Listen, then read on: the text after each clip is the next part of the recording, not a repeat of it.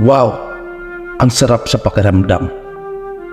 Ang sarap ng pakiramdam ko dito ngayon habang nagkakape. Hindi ko masyado ma-explain. Pero sa mga nangyari dito ngayong taon, ganun din kasarap sa pakiramdam. Na alam mong marami yung nagtitiwala sa iyo dito sa negosyo namin. At sa mga taong may malaki din yung pangarap kagaya ko.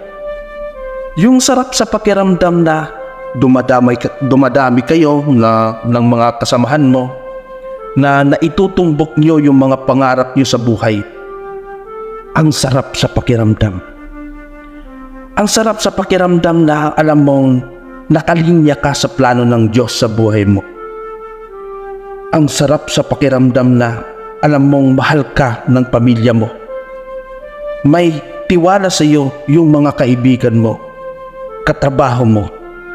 Ang sarap sa pakiramdam. At walang ibang pinanggagalingan itong sarap ng pakiramdam na ito, kundi dahil kay Lord.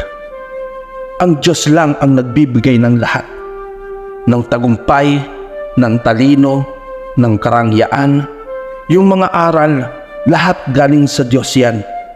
Kaya napakasarap sa pakiramdam. Ganito kasarap, kagaya ng kape.